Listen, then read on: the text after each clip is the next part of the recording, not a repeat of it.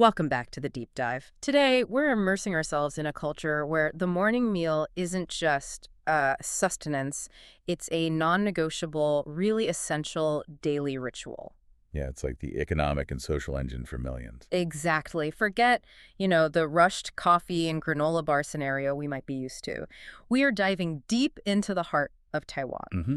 Our mission today is to explore the vibrant, meaningful, and critically, the high-value world of Taiwanese breakfast. Right. We want to understand not just what people are queuing up for, but really why this meal forms such a profound cultural cornerstone. And what's truly fascinating here, I think, is how this daily necessity, eating, Mm. just transforms into this profound cultural practice Mm. and a crucial social connection, too. So different from elsewhere, totally. You look at most modern societies, and breakfast is often the first thing that gets sacrificed to the rest of the day. Yeah, Right. definitely. Yet in Taiwan, it's a dedicated culture, sustained by, well, incredible efficiency. And efficiency is absolutely the right word because we have to talk about the economic side right away. It's highlighted everywhere we looked.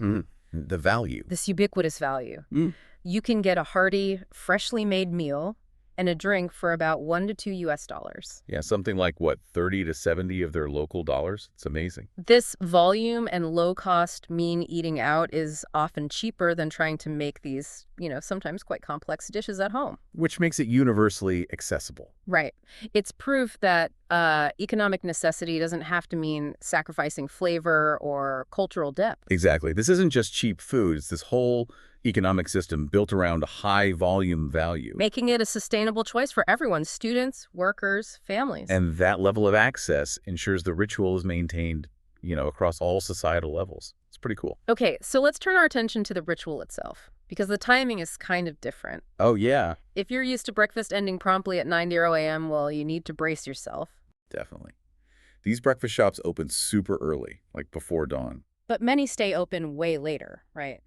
Until noon or even past that. Which means the morning meal easily morphs into a late brunch or, what we might call an all-day breakfast kind of thing.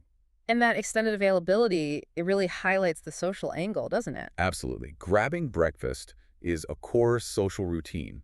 It's where students hang out before classes or office workers meet up. Sort of easing into the workday. Yeah, exactly. The shops are serving the entire flow of morning and, early afternoon life, not just that early commuter rush. And this ecosystem is just gigantic. The sources describe the entire industry as, the backbone of local life. It really is. Yeah. And it's sustained by these massive, hyper-efficient local chains. Yeah, the big players. Right, sort of their equivalents of major fast food outlets, but also running alongside countless specialized, very competitive mom-and-pop shops. So it's this enormous, vibrant, and incredibly efficient market.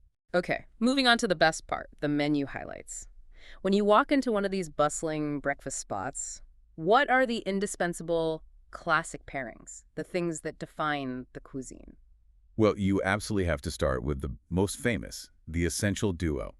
Hot soy milk, paired with the crunchy fried dough stick. Ah, the fried dough stick, sometimes called the Chinese cruller, right? It's long, golden, deep fried. Sounds amazing. It is.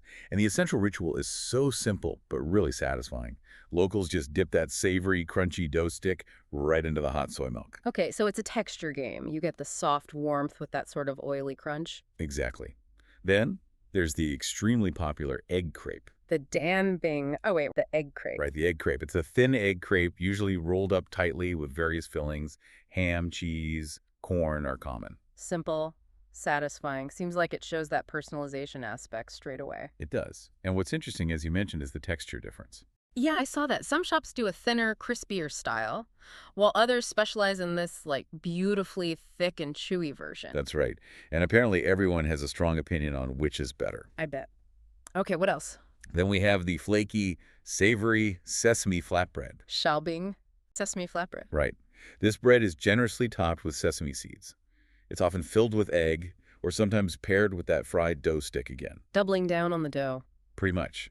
The sources say this one's a big northern favorite, really comforting, especially on cooler mornings. And you absolutely cannot ignore the sticky rice roll. Ah, yes, the fan tuan. I mean, the sticky rice roll. I loved the analogy for this one. Taiwan's ultimate portable breakfast burrito.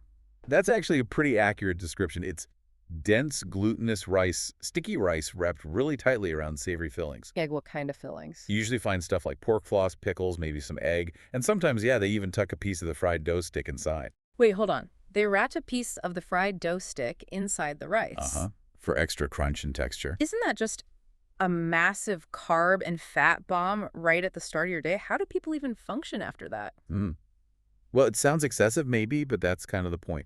It's hearty, all-morning fuel. Okay. Dense, convenient energy designed to last you. It just shows the meal is meant to be really robust. Fair enough, fair enough. What's the last indispensable classic on our list? The turnip cake, or sometimes called radish cake, has to be included. Okay. Savory. Yeah, very savory. It's prepared by mixing shredded radish with rice flour, then it's pan-fried until it gets this perfect golden crispy crust. Sounds good. And it's a great example of a dish that kind of transcends categories. You find it in these breakfast shops, but it's also really common in Cantonese dim sum restaurants. Interesting overlap. So this brings up a really important question, doesn't it? How does this system manage to deliver such incredibly low prices while also allowing for, like, hyper-customization? Yeah, that's the puzzle. Usually, low cost forces standardization, right? But here, the options seem endless. Exactly. I think the answer has to be rooted in the structure of the market itself. The customization culture is kind of similar to ordering bubble tea, maybe? That's a good comparison. You can specify everything ingredients, how crispy you want something, but the reason it works is probably the intense market competition. Precisely. Fierce local competition means shops have to offer personalized service and niche products just to survive. Right. Combine that with high volume and these specialized, really quick prep methods where individual components are just ready to be mixed and matched. So they keep the overheads low, but the personalization high. Exactly. It's like this economic tightrope walk, but they've mastered it through sheer efficiency. And that customization extends right down to the drinks, too. Oh, absolutely. Beyond the, ubiquitous soy milk, which comes hot or cold, naturally you also have things like rice milk. Yeah, rice milk is great. It's sweet and nutty, usually made with peanuts and rice. Sounds interesting. And of course, milk tea. Always popular for that morning caffeine hit. For sure. But the real cultural fun, I think, is in the great debates and the whole mix and match culture. People constantly create their own perfect pairings. And the biggest debate is about soy milk, isn't it? Oh, definitely. Are you a sweet soy milk person, or do you prefer the salty, savory version? The salty soy milk war. Okay, for anyone listening who hasn't encountered the salty soy milk, often includes ingredients like vinegar, maybe chili oil, preserved veggies, even dried shrimp sometimes. Yeah, it's quite complex. It sounds less like a drink and more like a savory soup, almost. It kind of is. And it's definitely the kind of culinary choice that can divide families, I can imagine. So for you, the listener, what this whole culture demonstrates is a really powerful concept. That high-quality, customized, essential food can be totally ubiquitous and incredibly affordable. Right. It proves that convenience doesn't have to mean sacrificing flavor or, cultural depth. It's proof that a robust, competitive local food economy can deliver just tremendous daily value and maintain strong cultural traditions all at the same time. Well put. Okay, here's where it gets really practical. Since this whole deep dive hinges on the names of these specific wonderful dishes, we need to make sure you walk away with the practical language. Yeah, how to actually order this stuff. Exactly. Let's do a quick ordering and nuance guide, pulling the essential terms directly from our discussion. Okay, sounds good. We'll cover the classic names quickly, focusing on how they're used. Starting with the drink, soy milk. Key point here. Remember the great debate. Specifying sweet versus salty is crucial for a successful morning. Definitely. Yeah. Next, the centerpiece of that classic pairing, the fried dough stick, also known sometimes as the Chinese cruller. Pro tip we picked up. When ordering, you might be able to ask for it slightly extra crispy. Worth a try. Good tip. Then the light, versatile favorite, the egg crepe. This is a great one because the English name translates pretty much exactly what you're ordering. A thin pancake filled with egg. Easy. Then the classic savory bread is the sesame flatbread. And if you want that protein boost, remember to ask to add the egg filling when you order. Good point.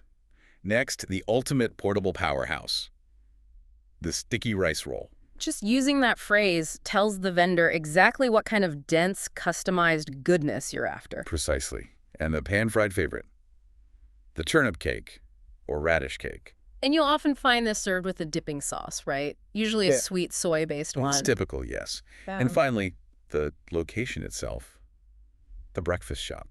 Using this change signals, you're looking for one of these specialized morning places, not just, a generic bakery or a Oh, yeah. coffee shop. Get you to the right spot. Okay, Yeah. that's your essential 7-item guide for instant breakfast expertise.